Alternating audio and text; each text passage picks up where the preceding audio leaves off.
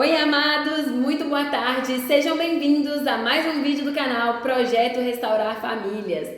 Amados, existem alguns temas que são muito complicados para a gente poder falar. O último vídeo, por exemplo, que eu gravei falando, sobre aquele que se divorciou, ele vai ter perdão, aquele que se casou de novo, não que se divorciou, aquele que se casou de novo, ele vai ter perdão. E assim, existem algumas fábulas que foram criadas pela doutrina, não só evangélica, tá, gente? Não só evangélica, mas existem alguns contos, alguns mitos aí que foram criados, pela religião. E é muito perigoso a gente viver dentro disso. Quem me acompanha desde o começo sabe que eu contei como Deus, ele me libertou da religiosidade. Eu era uma pessoa extremamente religiosa. Eu aceitei Jesus quando eu tinha meus 16 para 17 anos, Ou eu já tinha feito 17. Não, era 16 para 17 anos. E para mim foi muito complicado, porque quando eu aceitei Jesus, eu tinha acabado de perder meu avô, então eu vinha de uma depressão profunda. Além do que, eu já contei para vocês, que eu também estava em estado complicado espiritualmente, eu era endemoniada. Então Jesus, ele me pegou ali num fundo de poço bem profundo. E quando eu conheci Jesus, eu não apenas conheci Jesus, como conheci também a religião. Não me apresentaram só o Jesus que me libertou, que me curou e transformou a minha vida, como também me apresentaram a religião evangélica. E assim, amados, como uma pessoa endemoniada, eu tive contatos, a respeito de religiões que são, vamos dizer assim, aprovadas pelos demônios. São religiões que os demônios, eles não lutam muito contra elas, porque na verdade são religiões que estão levando o povo realmente para o fundo do poço.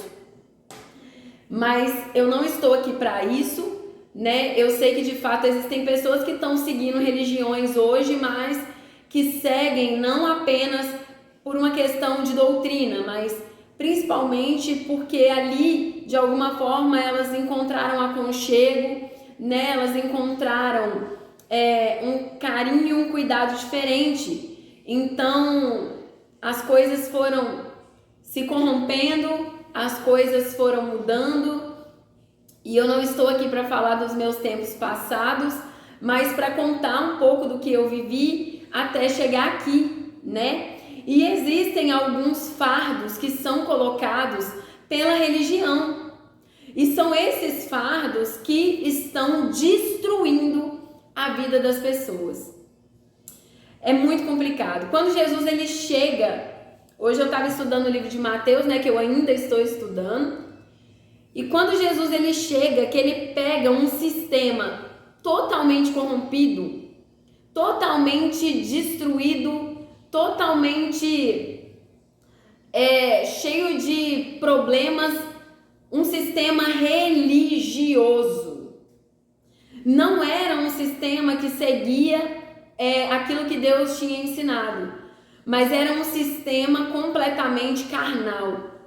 Tão carnal que estava cego e era incapaz de ver aquilo que era espiritual. E esse é o grande problema da religião, porque a religião, se a gente não tomar cuidado, ela se torna idolatria na nossa vida. Nós passamos não a ter temor a Deus, mas a idolatrar algumas coisas que nós acreditamos ser verdade. E isso começa a distorcer a verdade dentro do nosso coração. Isso começa a tomar outro rumo na nossa vida. Então, amados, existem alguns temas que é muito complicado de ser tratado, principalmente no meio virtual. E por quê? Porque a religião já tomou conta.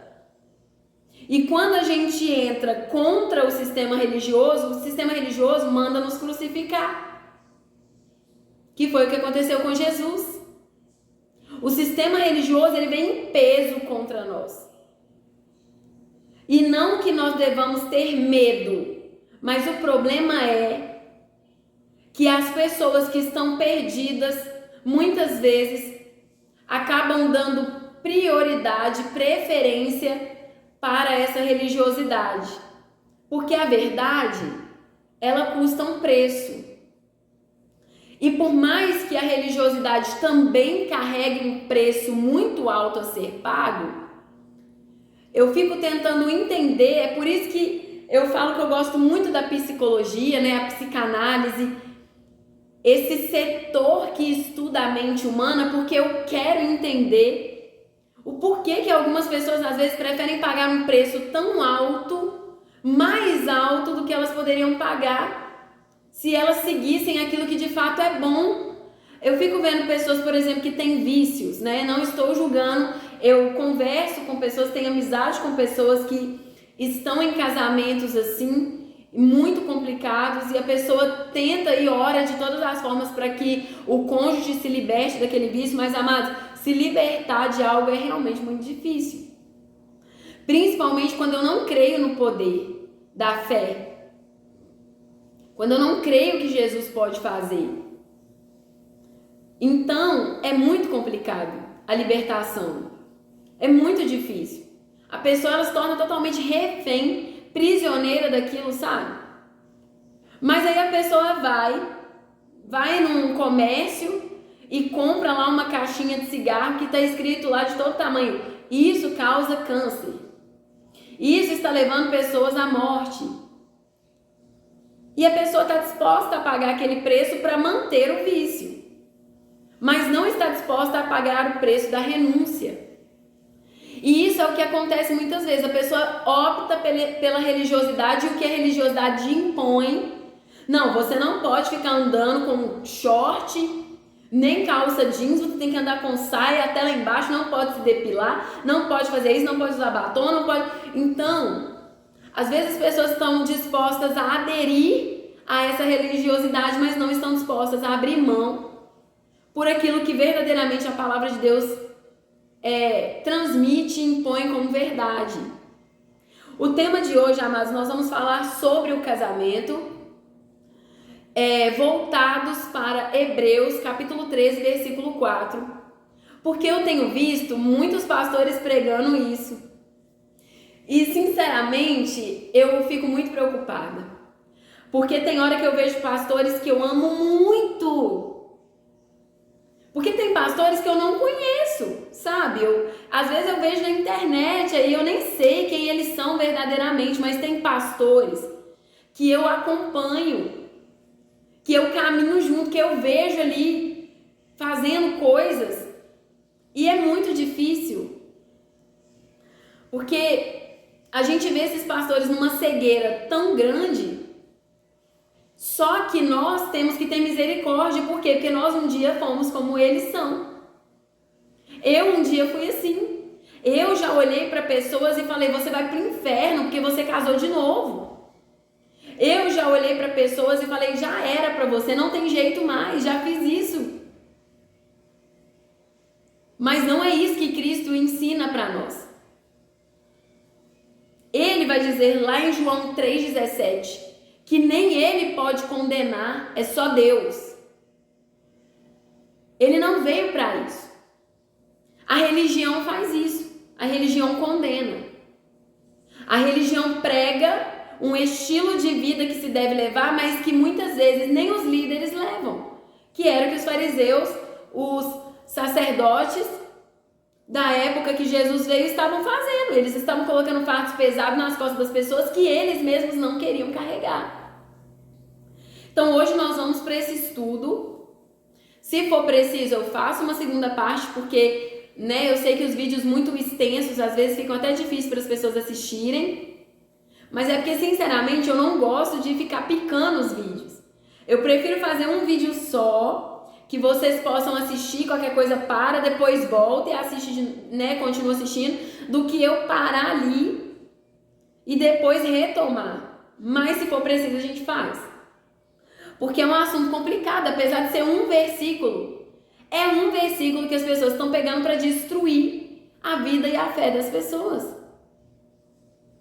É muito complicado. Então vamos começar, já vai abrindo sua Bíblia aí comigo lá em Hebreus, capítulo 13, é o último livro de Hebreus, versículo 4. Porém, antes, eu vou fazer uma introdução aqui sobre o que eu estudei, sobre alguns pontos importantes e depois a gente entra aprofundando mais no versículo. Olha só, amados, ao falar sobre o casamento, nós vamos ver que diferentes profetas, apóstolos, autores bíblicos se referiram ali ao casamento como sendo uma instituição criada por Deus. Até o próprio Jesus fez isso. O próprio Paulo, ele sempre vai ressaltar a necessidade da fidelidade, da santidade e do zelo para com a aliança matrimonial. Então, o casamento, de fato, é muito importante, tá? Apesar de não ter falado muito sobre o casamento, Jesus também ressalta que o casamento, ele era para ter sido algo perfeito. Deus, ele criou o casamento com a intenção de que fosse algo perfeito, com a intenção de que fosse algo imaculado e com a intenção de que não houvesse nenhum tipo de mancha no casamento, na relação entre homem e mulher, tá? Homem e mulher. Não estou aqui julgando você que é homossexual, mas estou julgando a atitude e a escolha que você fez.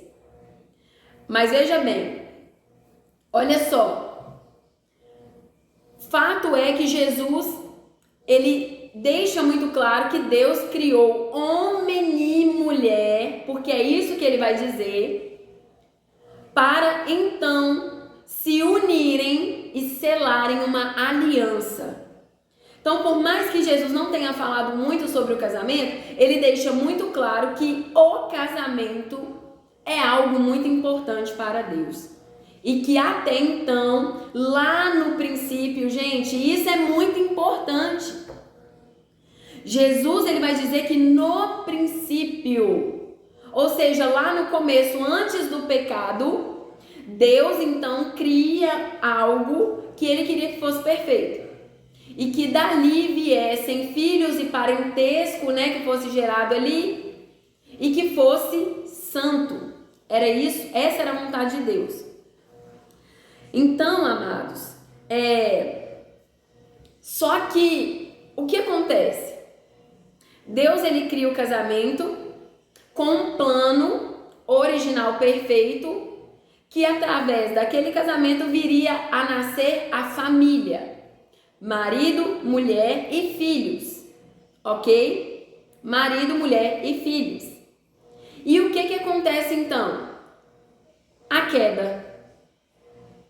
Nós vemos então que no capítulo 3 de Gênesis, Adão e Eva pecam, desobedecem a Deus e o pecado entra no mundo.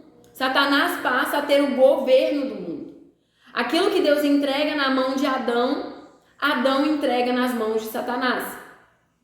E o diabo, ele é imitador de Deus, amados. É isso que o religioso não consegue entender. Ele olha para as famílias, ele acha que toda família é de Deus. Mas Satanás também formou as suas famílias. Por quê? Porque ele quer imitar tudo aquilo que Deus criou. Ele quer imitar tudo aquilo que Deus um dia planejou para que fosse perfeito e santo. Satanás quer perverter tudo aquilo que Deus criou. Então, nem toda família é de Deus. Isso explica porque muitas pessoas estão morrendo. Isso explica porque muitas pessoas estão apanhando. Isso explica porque existem muitas famílias com muita contenda e muita briga, porque Deus não habita no meio disso, amados. Uma coisa é você se desentender com alguém, porque isso pode acontecer, e você perdoar, e vocês decidirem o que é melhor para vocês. E isso eu não digo só de marido e mulher, mas eu digo de parentes. Por exemplo, você se desentendeu com seu tio, mas aí vocês dois se perdoam e vocês entendem que não dá para ter certo tipo de intimidade entre vocês, mas vocês seguem a vida um perdoando o outro sem resquício de mágoa e rancor. Quando vocês se encontram, é tudo muito bom, mas vocês vão criar certo tipo de relacionamento daí em diante, com certos tipos de limites. É diferente. É totalmente diferente. Agora, famílias que só vivem em contenda, mães que não conversam com os filhos, filhos que não conversam com os pais, uma confusão danada. Isso não é de Deus.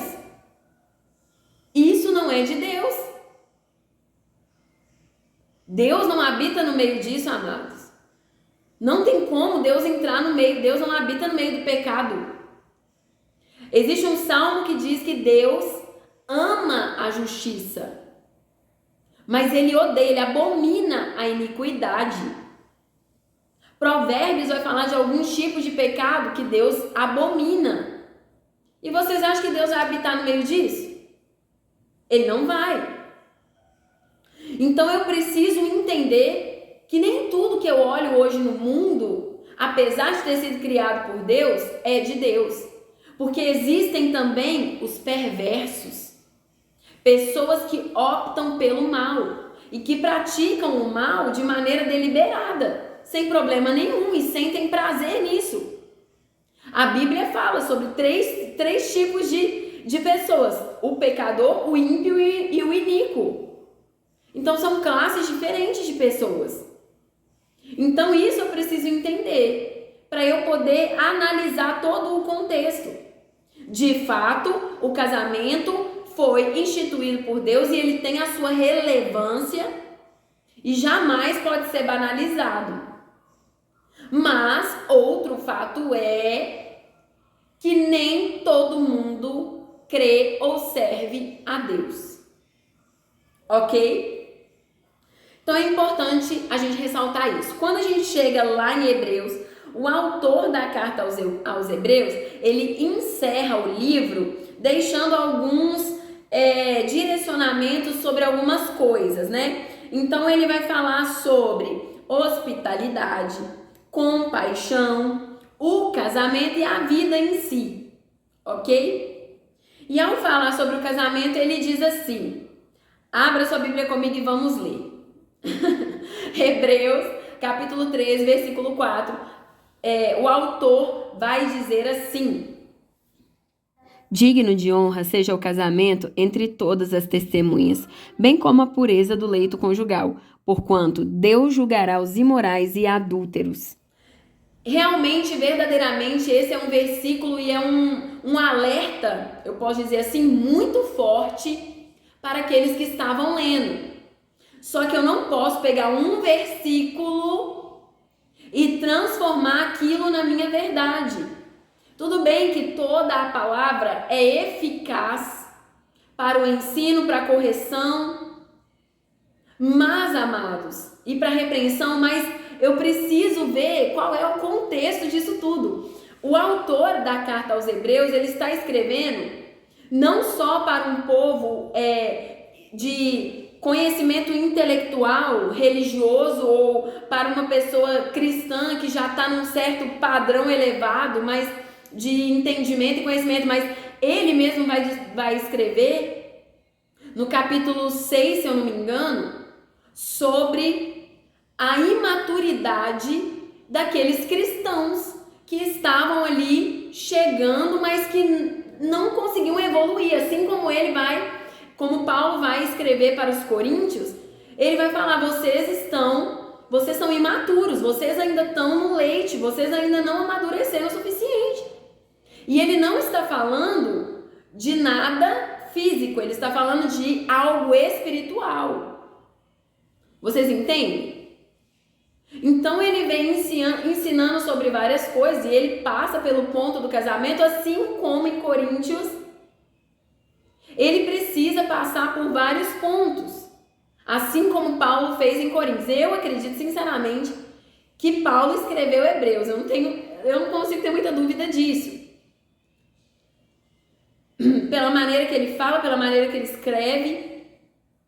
Então, amados, vocês podem analisar que o direcionamento não era só para quem já estava num certo padrão, né? Que a doutrina vai ali colocar degraus espirituais.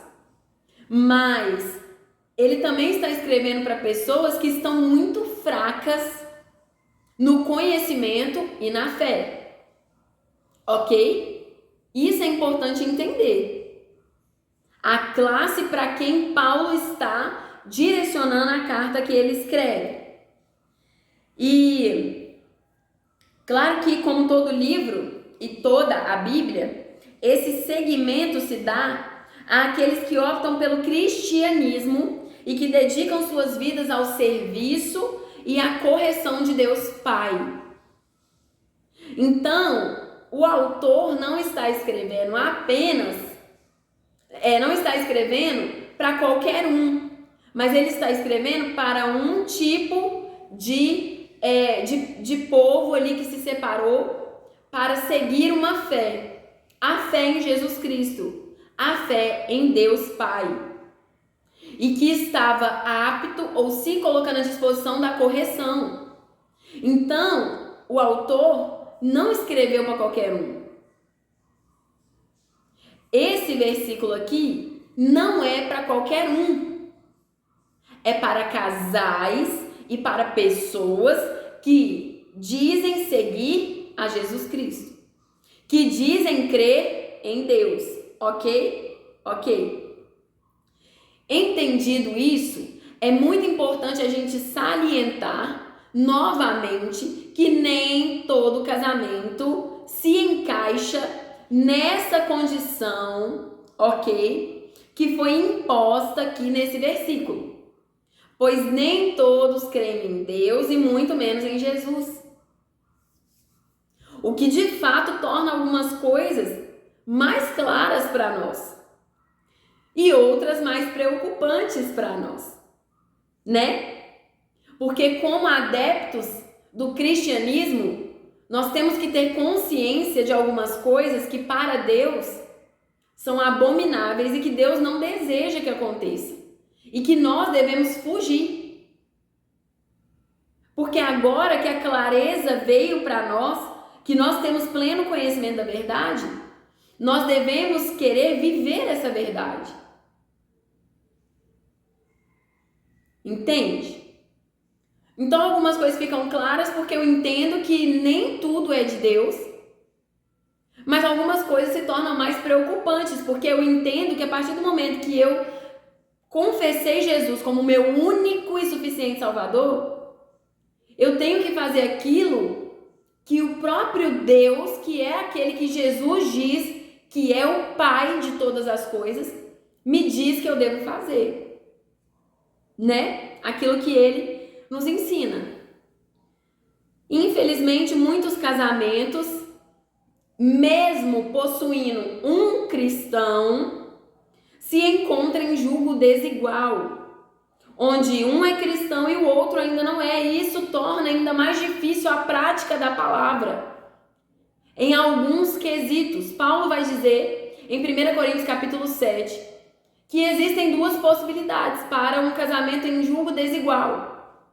Uma é aquela em que o cônjuge que não é cristão, ele consente em habitar com você que é cristão, e as suas atitudes na prática do dia a dia, o seu temor a Deus, sua obediência, a sua maneira santa de viver, a sua santidade pode impactar a vida daquela pessoa a ponto dela então se converter. Mas existe também um segundo ponto, que é aquela pessoa que não quer conviver com o cristão e ele decide se apartar. E Paulo vai dizer que aparte-se, deixa ir. Porque como você sabe se vai salvar a sua esposa, ou como você sabe se vai salvar o seu marido? Não tem como você saber, porque isso é uma escolha de cada um. E existem aquelas pessoas que estão vivendo, e Paulo ainda vai colocar, se ele quiser ir, deixa ir, porque Deus chamou vocês para a paz. E tem muito cristão que zela, gente, isso não é dizer que a pessoa está errada em fazer isso, em lutar pela família, não é isso. Só que tem pessoas que estão tão cegas na religião que elas querem lutar por uma coisa que não vai ter um futuro.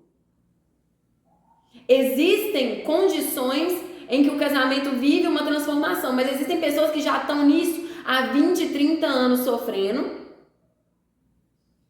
e que já viram que a pessoa de fato rejeitou a Deus, rejeitou a Jesus Cristo e continua ali tentando, colocando Deus numa situação em que ele não vai entrar porque a outra pessoa não deu liberdade para ele. Deus, ele não vai sair arrombando porta de ninguém.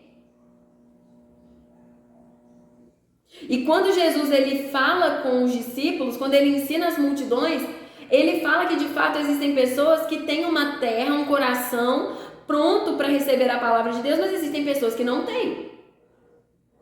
E o que a religião não ensina é isso. A religião te ensina a suportar e aguentar coisas que Deus não quer que você aguente. Que Deus não quer que você suporte. Porque o próprio Paulo deixa claro que Deus nos chamou para a paz. Então, se o descrente quiser se apartar, que aparte-se.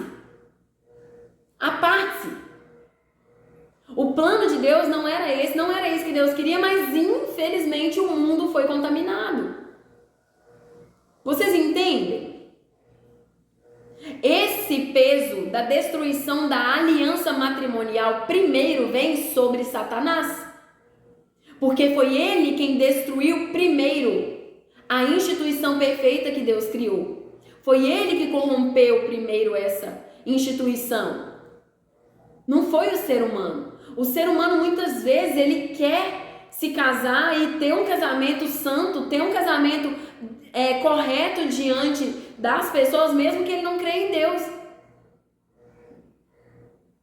E aqueles que creem em Deus muitas vezes querem um casamento, sabe, à base de santidade. Mas e o pecado? E a corrupção?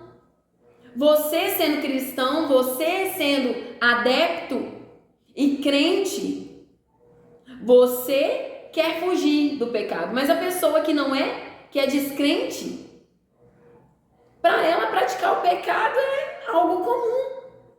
Tanto é que hoje nós vemos uma sociedade que prega o pecado como algo sendo comum, o pecado como algo sendo banal. E por isso veremos muitas vezes uma pessoa lutando para manter a família, porque aquela pessoa não apenas crê na palavra de Deus, como tem profundo temor e reverência a Deus.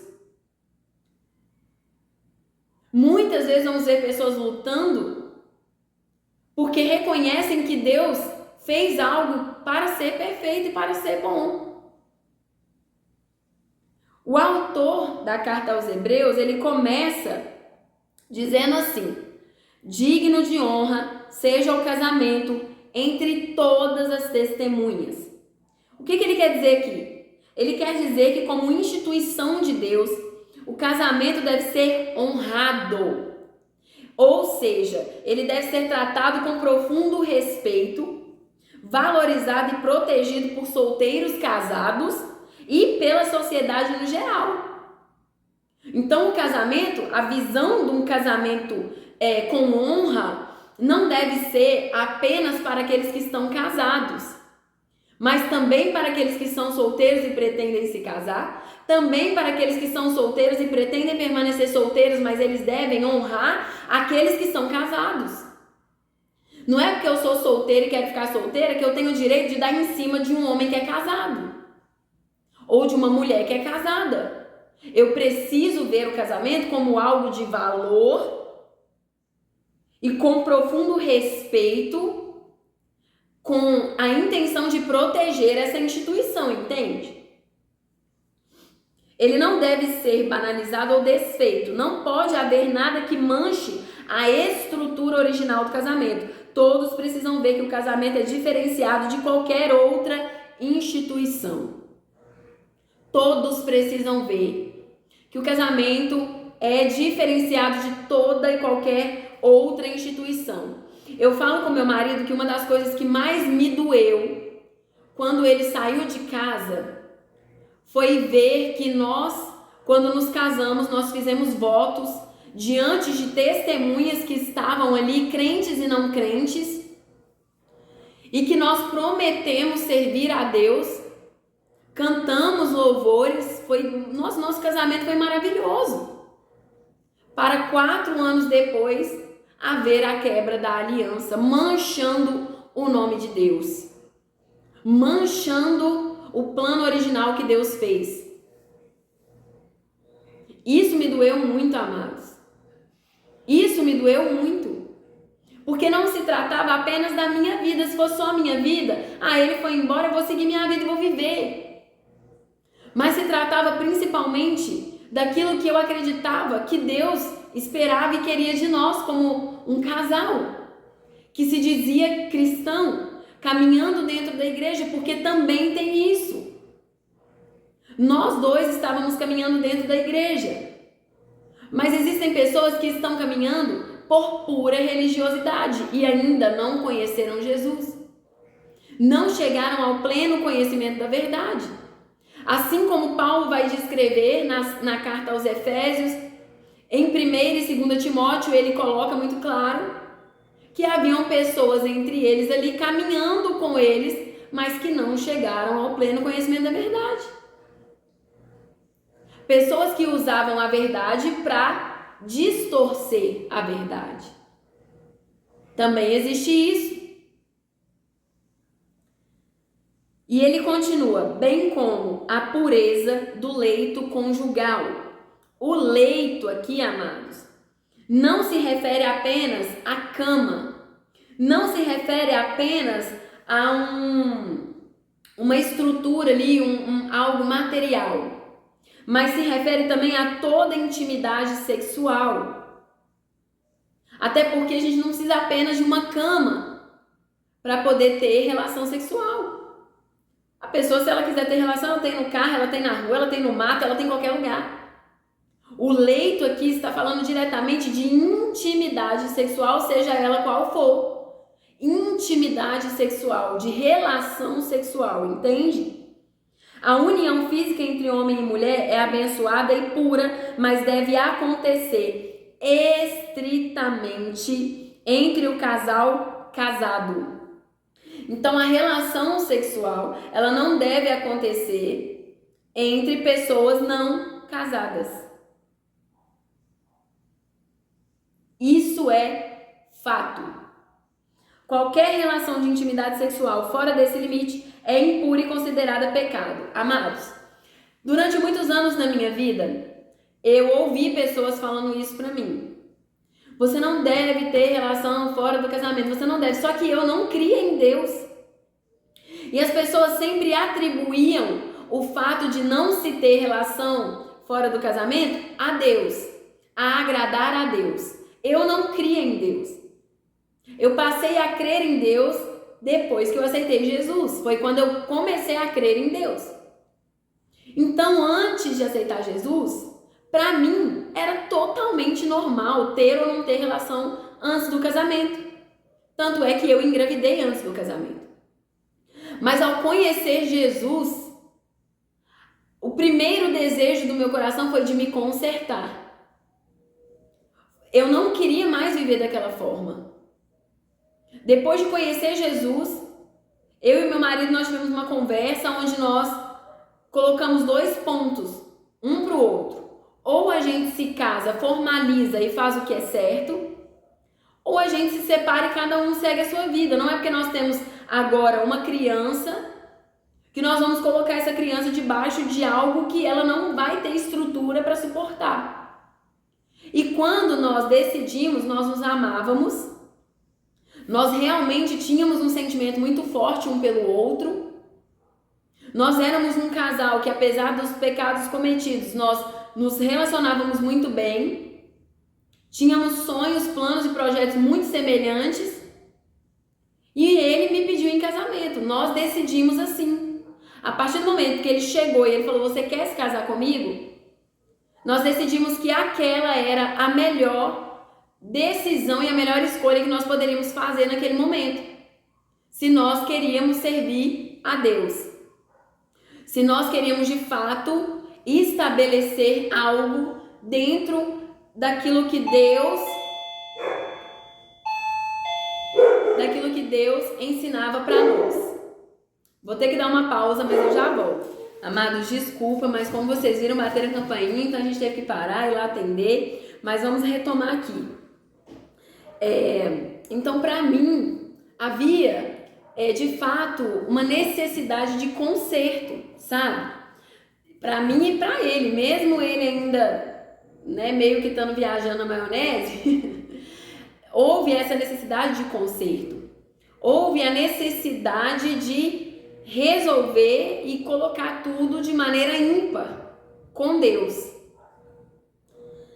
E aí o autor, ele intera assim: porquanto Deus julgará os imorais e adúlteros. Quando chega nessa parte do versículo, é que começa o problema na religião, na doutrina. Por quê? Outro dia eu vi a pregação de um pastor e ele estava falando assim: a partir do momento que você adulterou contra o seu cônjuge, que você manchou o leito, que você quebrou esse vínculo de santidade que deveria haver, você vai para o inferno. Você está condenado, porque é o que o autor de Hebreus vai dizer, mas não é isso que o autor de Hebreus vai dizer. O autor de Hebreus, ele não está condenando ninguém.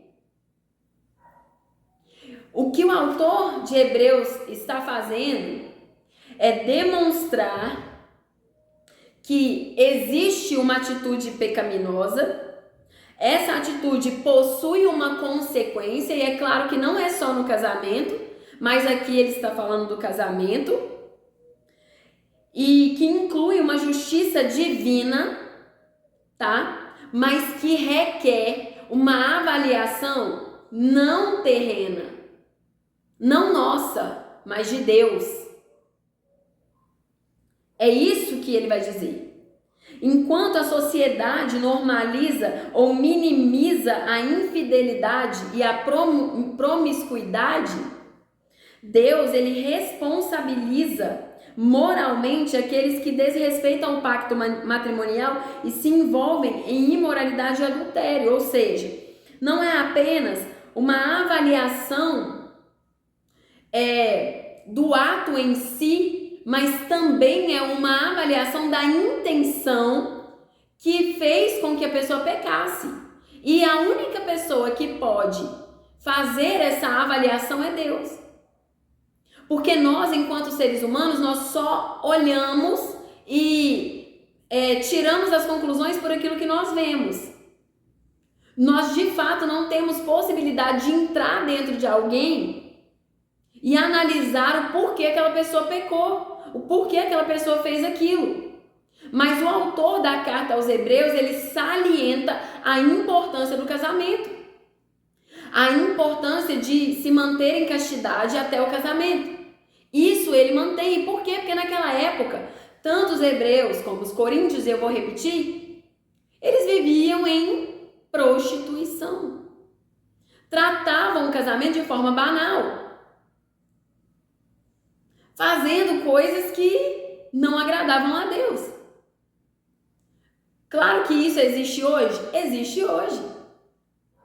Só que hoje é mais comum, entre aspas, de se ver do que na época desses autores.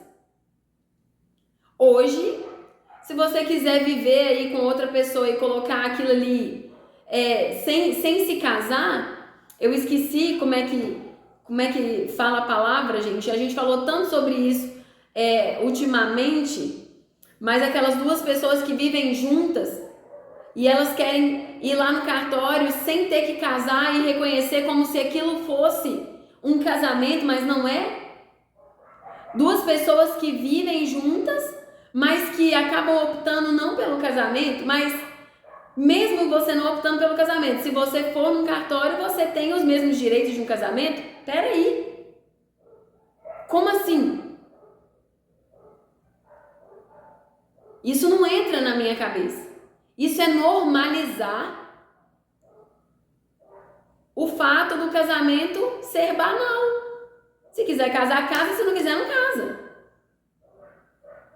Então o autor aos Hebreus, assim como Jesus, assim como Paulo e assim como Moisés, deixa muito claro que o casamento tem sua relevância para Deus, tem grande importância para Deus, principalmente quando a aliança é feita no Senhor, que é um outro ponto que Jesus também coloca. Criou Deus, homem e mulher, e disse: vocês dois se unirão em uma só carne no Senhor. Então isso também é um outro ponto muito importante. Só que o autor aos Hebreus, ele não escreve dizendo: você será condenado por tal atitude, por ter cometido imoralidade e adultério. Não. Ele usa a palavra julgamento. E ele faz isso, amados, por causa de alguns pontos muito importantes. Primeiro, porque nós não podemos condenar ninguém ao inferno. Se ele escrevesse aqui, se ele colocasse aqui, porquanto Deus condenará os imorais e adúlteros, aí pronto. Aí o que vocês iam ver de religioso condenando gente ao inferno seria muito pior do que já é. Então aqui ele está atribuindo o julgamento, mesmo que seja um pecado atroz, a Deus. Quem julga o que vai acontecer com aquela pessoa ou não é Deus. E por quê? Porque o próprio Jesus nos ensina que ninguém sabe qual foi a circunstância real do porquê aquilo aconteceu. Quando você chega num tribunal e você vê ali um julgamento acontecendo, o juiz ele precisa ajuntar ali muitas e muitas provas para que ele possa ver qual foi a intenção de tal acontecimento. Uma pessoa que matou outra pessoa. Não, mas espera aí, essa pessoa matou outra pessoa por quê? Ela matou essa pessoa para se defender? Ela matou essa pessoa porque quis? Ela matou essa pessoa por pura maldade? Qual foi a razão pela qual a pessoa fez aquilo? É isso que Deus faz. O autor da carta aos Hebreus sabia que nem todo mundo que comete um pecado, como esse que ele vai falar aqui, cometeu por vontade própria. Não é dizer também que a pessoa não possa resistir. Mas, amados, tendo vivido tudo que eu vivi com meu marido, hoje as coisas ficam muito mais claras para mim. E eu não estou aqui para defender as atitudes pecaminosas do meu marido. Tanto é que eu falava com ele: olha, eu não julgo você e não condeno você, mas eu estou aqui para julgar as suas atitudes.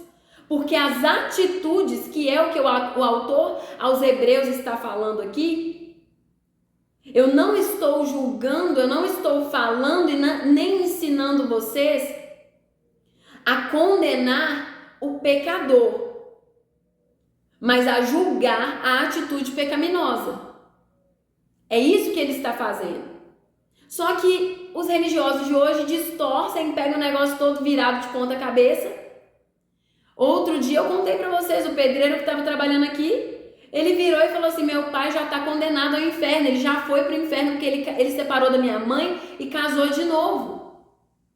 Mas, gente, o que me dá o direito, ou qual é a autoridade que eu tenho, se nem Paulo, que foi um apóstolo que viu Jesus, chamado diretamente por Jesus, nem o autor aos Hebreus e nem Jesus condenou ninguém? Qual é aonde eu me vejo na autoridade de fazer isso? De condenar uma pessoa ao inferno? Eu não vou condenar um homossexual ao inferno. Eu julgo as atitudes porque eu sei que elas não são corretas. Mas eu não posso condenar o inferno, amados. Que direito tenho eu de fazer isso? Eu não sei qual foi a estrutura familiar que essa pessoa teve. Eu não sei quais são as feridas na alma que essa pessoa carrega. Olha só, eu estava lendo hoje Mateus, capítulo 9. Eu vou abrir aqui rapidinho só para vocês entenderem o que eu quero dizer. Olha só. Lá no versículo 36 do capítulo 9 vai dizer assim: ao ver as multidões, Jesus sentiu grande compaixão pelas pessoas, pois que estavam aflitas e desamparadas como ovelhas que não têm pastor. E é isso que acontece muitas vezes. O povo tinha os sacerdotes, os sumos sacerdotes, os fariseus, os saduceus, eles tinham líderes religiosos, mas não tinham. Por quê? Porque eles estavam completamente desamparados, aflitos, abandonados. Muitas pessoas cometem seus pecados não voluntariamente porque querem, mas é porque elas estão totalmente desnorteadas, perdidas. O filho pródigo estava dentro da casa do pai e isso não impediu ele de pecar, de sair, de cometer atrocidades fora da casa do pai.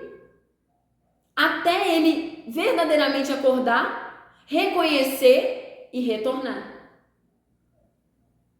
Desejar ter uma vida diferente. Então, o autor da carta aos Hebreus, ele deixa muito claro que não é que Deus vai condenar, mas Deus vai julgar. Deus é o justo juiz. É Ele quem vai avaliar se aquela pessoa cometeu aquilo por vontade própria, porque sentiu prazer no que fez, porque hoje a gente vê isso na prática, amados.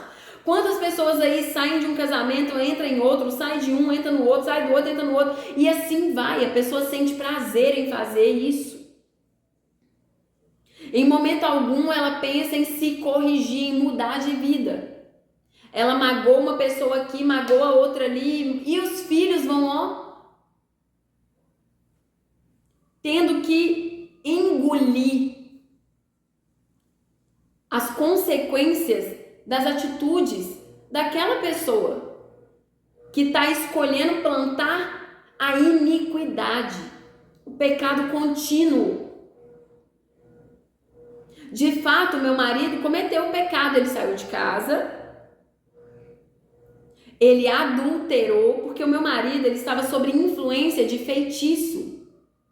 E eu já contei para vocês que eu nem acreditava nisso. Se o Espírito Santo não me revelasse, se não viesse de Deus para mim a revelação, acho que eu não ia aceitar jamais. Eu sou cabeça dura, eu sou difícil.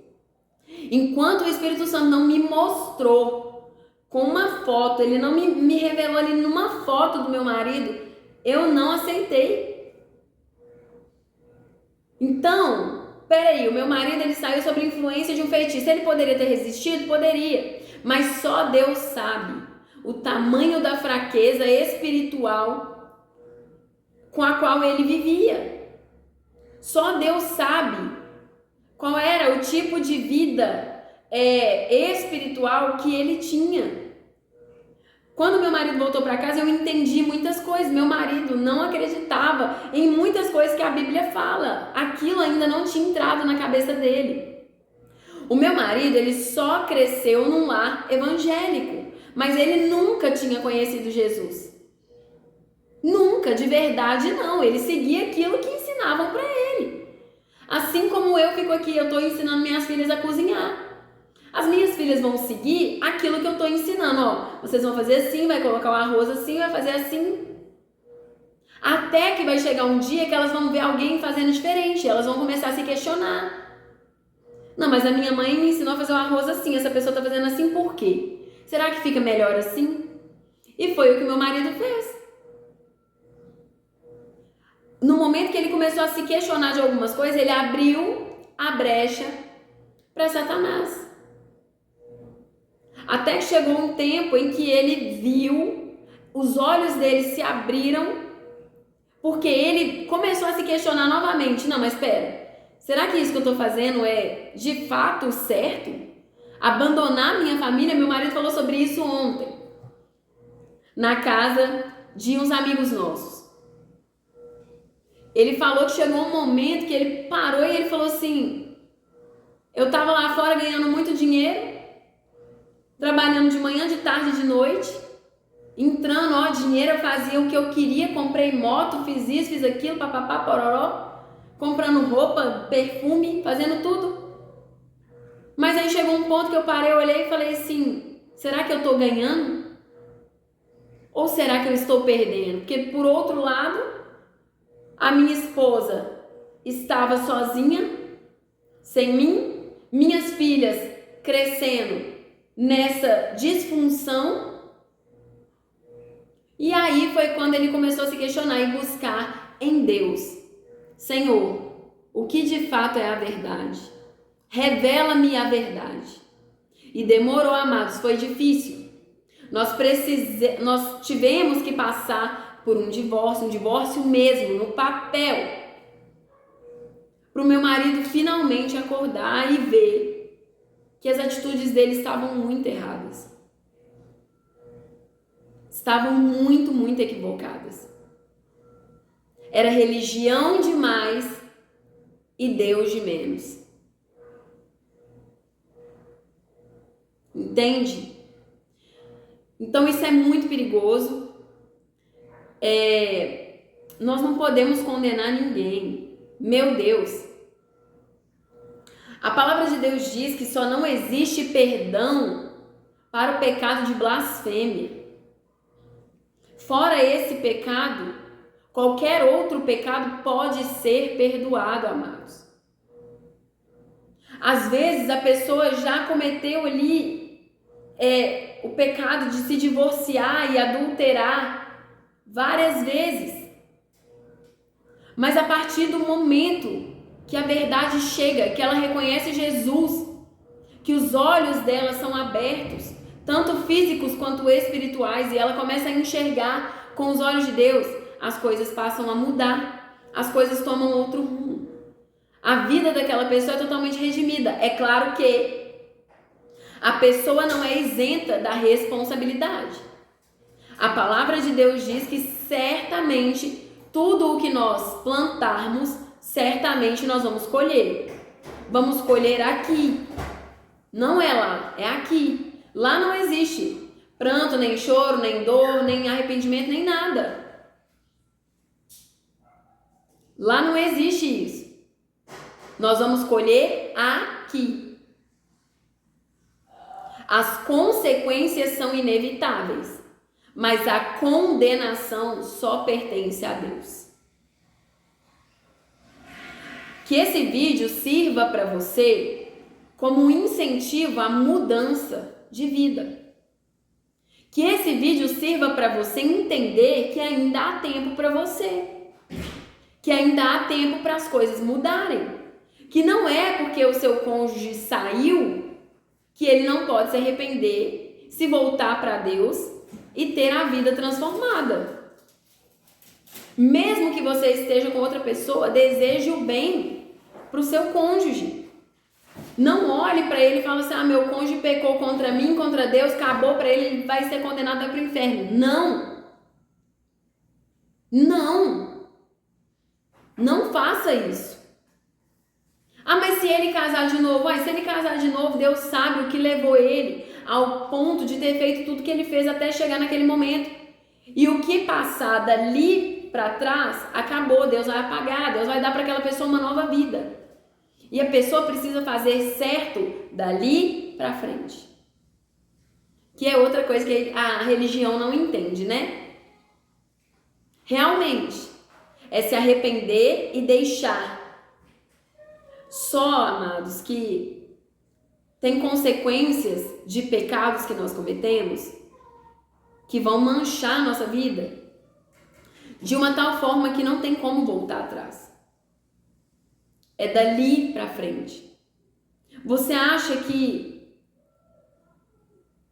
não existe consequência pior para uma pessoa que um dia abandonou a família e foi embora e não consegue mais voltar para a família? Você acha que não existe consequência pior do que essa?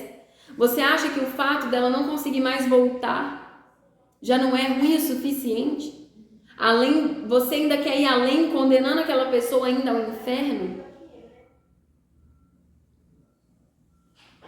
Existem pessoas que se arrependem a tempo, porque Deus determinou um tempo para todas as coisas debaixo dos céus. Existem pessoas que não conseguem.